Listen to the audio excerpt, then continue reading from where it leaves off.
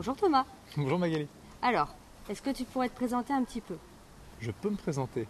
Donc Thomas Laporte, j'ai 31 ans, pendant encore quelques jours, bientôt 32. Je vais parler tout d'abord de mon parcours scolaire et puis après mon parcours professionnel et un petit peu ce que j'aime dans la vie, tant qu'à faire aussi, ça a son importance. Alors, j'ai fait mes études à Fontainebleau, j'ai passé mon bac à Fontainebleau, un bac scientifique. Puis j'ai intégré une école de commerce sur Paris, une école post-bac directement. Donc j'ai passé jusqu'au grade de master. Après, j'ai intégré une deuxième école de commerce et une école d'ingénieur, donc plus précisément l'ESSEC et Télécom Paris Tech. Et là, j'ai obtenu le diplôme qui est un diplôme d'ingénieur commercial spécialisé dans l'informatique et dans les télécoms, qui est un master spécialisé.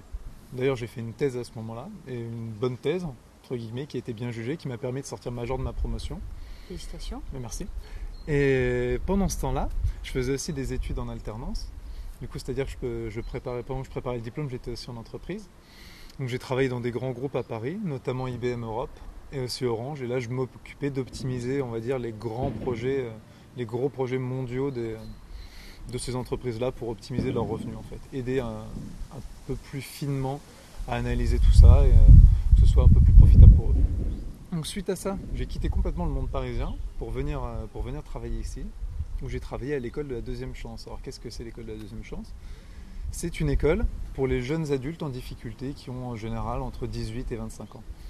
Et là-dedans, j'étais formateur en mathématiques informatiques, c'est-à-dire que je les accompagnais pour qu'ils aient au moins les compétences nécessaires pour s'intégrer dans la vie professionnelle. Alors on ne leur demandait pas de résoudre des équations du deuxième degré, mais au moins de gérer les 4 opérations primaires. Et mine de, on se rend compte que tout le monde n'a pas forcément ces capacités-là.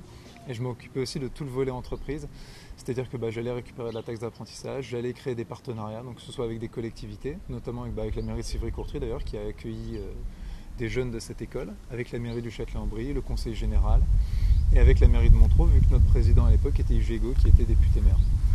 Donc suite à ça, j'ai une passion qui est la cuisine, en fait, j'adore cuisiner depuis tout petit, et j'ai voulu créer un restaurant. Donc j'ai quitté cette école-là pour monter un restaurant traiteur, c'est une expérience qui m'a duré quelques années. Puis suite à ça, je l'ai revendu pour faire plusieurs choses. Je me suis consacré à une nouvelle passion sportive qui est l'escalade. Donc j'en ai profité pour passer mon monitorat d'escalade. Je me suis aussi formé en tant que thérapeute, c'est-à-dire que je peux accompagner les gens lorsqu'ils se sentent moins bien, etc. Les accompagner pour qu'ils aillent mieux. J'ai aussi profité de ce temps-là pour pas mal voyager. Et là, en ce moment, j'ai une activité de conseiller aux entreprises. Voilà. Un petit peu ce que je fais au quotidien. C'est bien, tu as fait plein de choses, tu as vu plein de choses. Ouais, j'ai essayé j'avais des envies, j'ai eu envie de les suivre tout simplement, et donc, du coup de faire ce qui me plaît. D'accord. Et est-ce que tu peux nous raconter un peu ton histoire avec le village de Civry-Courtry ? Alors, grande histoire. Je suis arrivé à l'âge de 4 ans, c'était en 1991, le 29 octobre je crois, à Civry-Courtry, donc avec mes parents. Du coup j'étais pas tout seul, j'étais rue Traversière avec mes parents, donc ça fait un moment, j'ai habité là vraiment un moment, jusqu'à peut-être mes 21-22 ans, où là après j'ai acheté un appartement à Fontaine-le-Port, dans lequel j'ai habité pendant quelques années. Et après je suis revenu vivre à Civry-Courtry il y a quelques années, ça doit faire une vingtaine d'années. Donc j'ai habité rue Traversière, après j'ai habité place de l'église, et là actuellement j'habite rue de la mairie, donc ça fait plus de 20 ans que je passe à habiter à Civry-Courtry. Et d'ailleurs pour la petite anecdote, donc, j'ai choisi qu'on fasse cette interview ici, parce que là derrière il y a la maternelle en fait, de Civry-Courtry, où j'ai passé ma maternelle ici. Je suis arrivé à l'âge de 4 ans, et j'ai fait mes premières années ici. Derrière il y a le terrain de tennis qu'on ne voit pas forcément, où de temps en temps je vais faire un tennis avec des amis, et il y a aussi un terrain de sport, de musculation qui est pas mal du tout. Il y a une voiture qui passe, c'est la vie du village, et il y a un terrain de musculation juste derrière que j'utilise pas trop comme ça peut se voir, mais bon on sait jamais, au moins il est à disposition, c'est plutôt cool. C'est très bien, au moins tu peux en profiter. C'est ça. Alors dis-moi, pourquoi est-ce que tu souhaites proposer une liste pour les élections municipales à Civry ? Alors en fait c'est là où mon nom de famille peut-être est un peu familier pour certains, c'est que je m'appelle Thomas Laporte. Alors on va dire, la mère de Civry s'appelle Marilyn Laporte, en effet, donc on est de la même famille, c'est ma maman.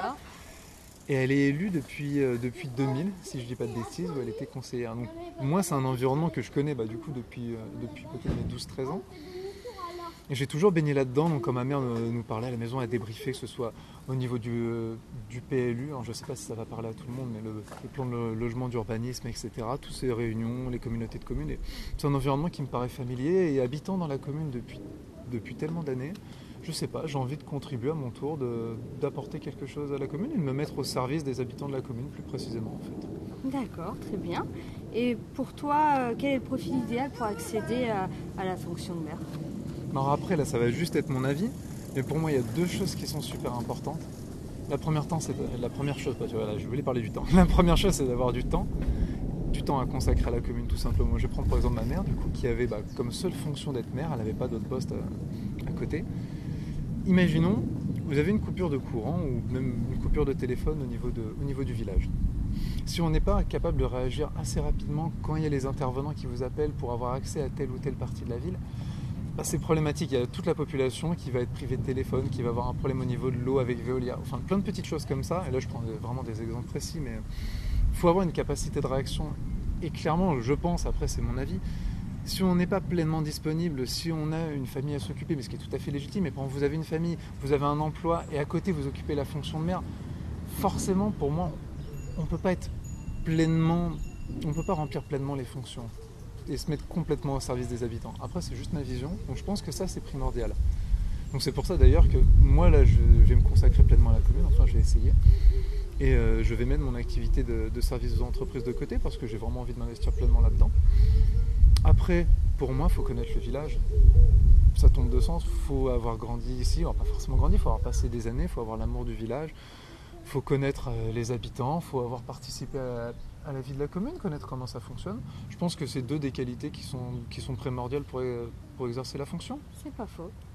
Voilà, je ne sais pas quoi dire de plus, peut-être qu'on aura l'occasion de se revoir pour parler un peu plus du village ou d'autres choses. Très bien, je te remercie pour ces réponses et puis à bientôt. Merci Magali, à la prochaine. Au revoir tout le monde. Au revoir.